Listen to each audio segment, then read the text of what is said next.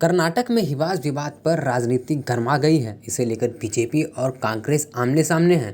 BJP का stand है कि ये धार्मिक प्रतीक संस्थानों और कॉलेजों में तय ड्रेस कोड का पक्ष लिया है, लेकिन इसके विपरीत कांग्रेस ने मुस्लिम लड़कियों का समर्थन किया है। मामला हाई कोर्ट में भी पहुंच गया है, यानी सियासत से लेकर अदालत तक राज्य में हर कोई विवाद में उलझ चुका है। ऐसे में ये समझना जरूरी है कि आखिर ये मुद्दा क्या है, क्यों इस विवाद ने राजनीतिक रंग ले लिया है, कहाँ से ये मुद्दा शुरू होता है। ये विवाद जनवरी में उडुपी के एक सरकारी महाविद्यालय से शुरू हुआ था।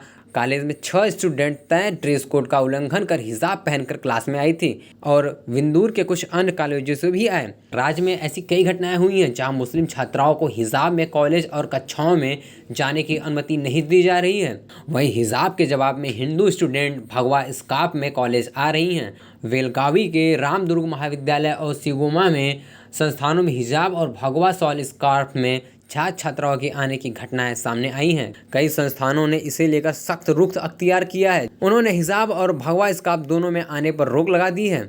राजनीतिक दलों ने इसे हिंदू मुस्लिम एंगल तलाश लिया है। यही कारण है कि इस विवाद ने अब राजनीतिक रंग लेना शुरू कर दिया है। कांग्रेस ने हिजाब पहनने के अधिकार पर मुस्लिम लड़कियों का समर्थन किया है। ऐसा करने वालों में राज्य के पूर्व सीएम सिद्धरमैया से लेकर कांग्रेस के पूर्व अध्यक्ष राहुल गांधी तक हैं। कांग्रेस विधायक दल के नेता और पूर्व सीएम सिद्धरमैया ने बीजेपी और राष्ट्रीय स्वयं संघ यानी कि आरएसएस पर हिजाब के नाम पर राज्य में सांप्रदायिक द्वेष पैदा करने की कोशिश करने का आरोप लगाया है। शनिवार को राहुल गांधी ने ट्वीट करके कहा, स्टूडेंट के हिजाब को उनकी शिक्षा में आड़े आने देकर हम भारत की बेटियों का भविष्य लूट रहे हैं। माँ सरस्वती सभी को ज्ञान देती हैं, वे भेदभाव नहीं करती हैं। नौबत कोर्ट कचहरी तक पहुंच चुकी है। कर्नाटक हाई कोर्ट इससे जुड़े एक मामले को लेकर सुनवाई कर रही है। ये उडुपी के एक सरकारी महाविद्यालय से जुड़ा है। इसमें पढ़ने वाली 5 लड़कियों ने संस्थान में हिजाब पर रोक के आदेश को चुनौती दी है।